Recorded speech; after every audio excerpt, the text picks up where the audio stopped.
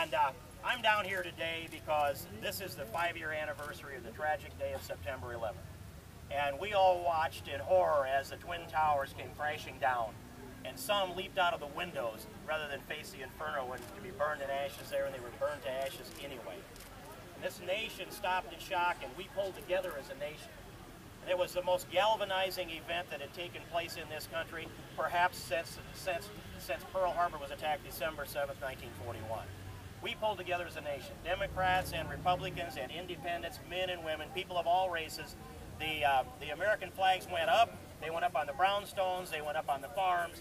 They went out in the country, up out in the countryside. And in fact, shortly after that, I was coming down the Missouri River in a reenactment of the return of the white pirogue that Lewis and Clark floated down the wild stretch of the Missouri River.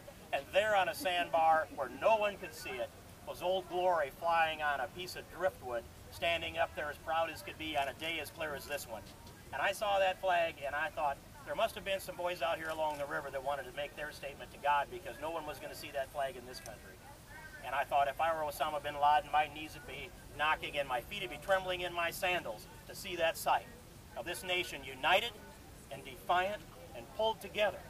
And we're here today to commemorate the memory of those that lost their lives that day and to renew our commitment to stay together as a nation, and to not let another attack take place on the land and the soil of the United States of America. We've been 5 years without that attack. On that day 5 years ago, none of us would have given a nickel for the thought that we could go 5 years without another attack on our shores, but it has happened. It's happened because we've taken the fight to the enemy. It's happened because we've had good security in our airports, but we haven't prevented an attack because we've had security on our border, because we have not. And since that time, I haven't actually done the math to tell you how many people have come across this southern border since September 11th. But I can tell you the Border Patrol's testimony is this, that they stopped 25 to 33%. And last year they stopped 1,188,000. The year before it was 1,159,000. So do the math. That works out to be 11,000 a day, no, 11,000 at night. That's when the action starts. You all know it. 11,000 at night come across that border. Now, how many is that? And why can we be complacent about that? And I'll just tell you, Santa Anna's army was 6,000 strong. Just a little bit bigger than half of a nightly supply of the horde that pours across our southern border.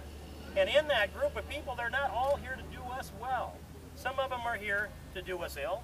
Some of them are coming across here to smuggle drugs.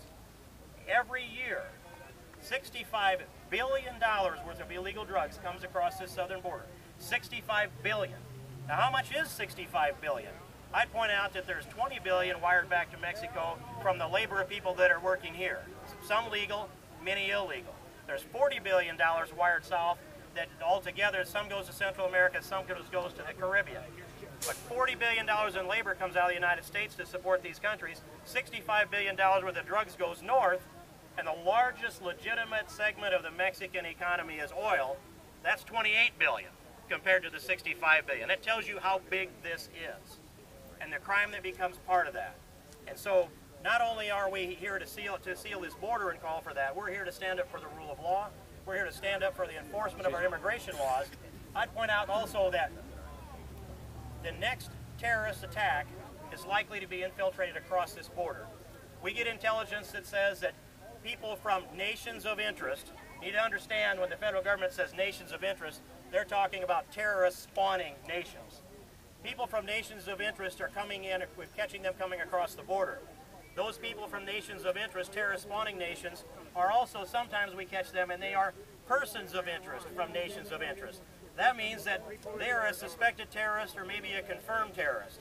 When that information comes to me through the grapevine, then it's shut down and it becomes classified. But I can tell you that there are numbers of them that have come across this border that we have caught that are people of interest. So we know that there's a concerted effort to bring terrorists into Mexico, train them in the Spanish language, bring them across the southern border because it's the easiest way to get into the United States, and they will show up in the United States the same way they showed up in London, in the same way they showed up in the threat and the attack on the airplanes that had about a month or more ago.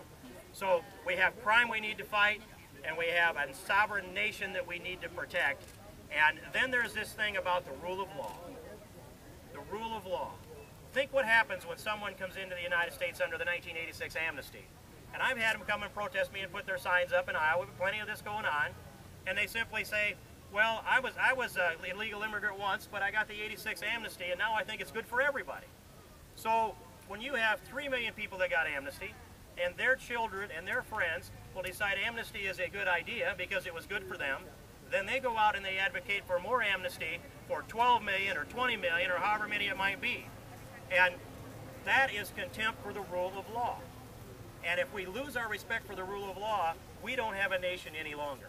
One of the reasons this is a prosperous nation is because we respect the rule of law, we respect property rights, we fight corruption with everything that we have, and we have a core of character and integrity that's here that is the foundation for our prosperity. And let me go further and say, the foundation, the pillars of our prosperity are Western civilization, the rational thought process that is a foundation for science and technology, free enterprise capitalism, and the respect for the rule of law and our biblical values all tied together are what makes this nation great. We need to talk about what makes us great, and if we're going to adopt something that is going to make us greater, let's do that. But if we're going to adopt something that may not make us greater, we need to have that debate too. From an economic standpoint, you will hear people say there's jobs Americans will not do. I will tell you that find a job that an American isn't doing. There's a majority of Americans doing every single job segment in this society today. And I think in this crowd, you probably can name a job, name any job, one of us, at least one of us, has done one of those jobs. So when I heard some of our leaders say, if it's 105 degrees and your roof in Dallas is leaking, you are not going to get an American to fix that roof. And I sat there and I thought, well, I don't know about that, but what is the hardest, toughest, dirtiest, most dangerous and difficult job that any American is asked to do? And I would say it's probably Marines rooting terrorists out of Fallujah. Yeah. I know that's right. Love the Marines. I love all American troops and then the soldiers and Marines, but that's the hardest job there is. And it's the worst environment there is, and I'd rather fix a roof in Dallas than root terrorists out of Fallujah any day. But you know what we pay them? If they get a 40-hour week, it's $8.09 an hour. But it's more like a 70-hour week instead of a 40-hour week, so do the math on that. Maybe you get up to around $2.70 or so. There is no job an American will not do. You've got to pay them for the work, and they'll gladly go out there and do it. But cheap labor has driven down the price of wages. And here's another way to argue this. If Americans won't do this work, I'll make this other statement. I could hire Bill Clinton to mow my lawn. Yeah. All I got to do is make him an offer he can't refuse. And so maybe I've got to go in and bid on the auction to put $1 million in Hillary for president. I'd draw the line there. Really, I would. But Bill would come and mow my lawn and cook the steaks if I pay him enough money. So someplace in between the Marines rooting terrorists out of any city in Iraq or Afghanistan for that matter, and all the rest of our armed services people, that $8.09 an hour, and $1 million to Bill Clinton to mow my lawn, you can find a place where every American can go to work. Now, they say there isn't a labor supply. So I just went on the webpage and took a look. The Department of Labor puts those numbers out there. You don't have to be a rocket surgeon to figure this stuff out. There are 77.5 million Americans that aren't in the workforce over the age of 16. 77.5 million. So we've got about 5 million illegals working in America. They're doing about 2.2% of the production because their education is lower. But 5% of the workforce, and they're doing about 2.2% of the work. But we need to maybe find about 7 million people to replace. And if you divide the 7 million into the 77 million, you come up with about, if we'd hire 1 out of every 12, we'd replace that workforce. But all the work that's being done by illegals in America is not essential work.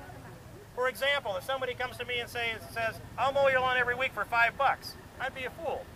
I'd be a fool to continue to mow my own lawn. There's a lot of non-essential work that gets done because the price gets driven down that low. Another thing that happens is, when you have cheap labor, then you de-adopt technology. You start parking your technological investment and you go to the labor, the hard work, the sweat part of this thing, the elbow grease, rather than the machines that we've invented.